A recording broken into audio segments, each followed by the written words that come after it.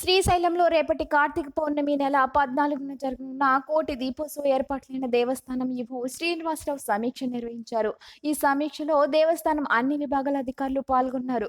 సమీక్షలో ఈవో శ్రీనివాసరావు మాట్లాడుతూ, రేపు కార్తీక పౌర్ణమి సందర్భంగా భక్తులు ఎక్కువగా వస్తారని, శ్రీ స్వామి అమ్మవారి దర్శనానికి భక్తుల క్యూ లైన్ల నిర్వహణ, పకడ్బందీగా తొక్కిసలాట, తోపులాటలు లేకుండా జాగ్రత్తలు తీసుకోవాలని అధికారులకు సూచించారు. అలానే వాహనాల క్రమబద్ధీకరణ, స్థానిక పోలీసుల సహాయ సహకారాలు పొందాలని విజ్ఞప్తి చేశారు. రేపు కార్తీక పౌర్ణమి సందర్భంగా భక్తులు పుణ్య స్థానాల ఘాట్ల వద్ద జాగ్రత్తలు వహించాలని, రేపు సాయంత్రం నిర్వహించనున్న జ్వాలా తోరణోత్సవానికి రెండంచెల బ్యారిగేడింగ్ వ్యవస్థ ఉండాలని ఆదేశించారు. జ్వాలా తోరణోత్సవం భక్తులు వీక్షించేందుకు వీలుగా ఎల్ఈడి స్క్రీన్లు ఏర్పాటు చేయాలని, ముఖ్యంగా ఈ నెల 14న జరగనున్న కోటి దీపోత్సవానికి భక్తులకు పూజా సామాగ్రిని దేవస్థానమే అందిస్తుందని, కోటి దీపోత్సవంలో పాల్గొన్న భక్తులు ఈ నెల 12వ తేదీ సాయంకాలంలోపు దేవస్థాన కార్యాలయంలో భక్తుల పేర్లను నమోదు చేసుకోవాలని ఈవో శ్రీనివాసరావు ప్రకటన ద్వారా మీడియాకు తెలిపారు.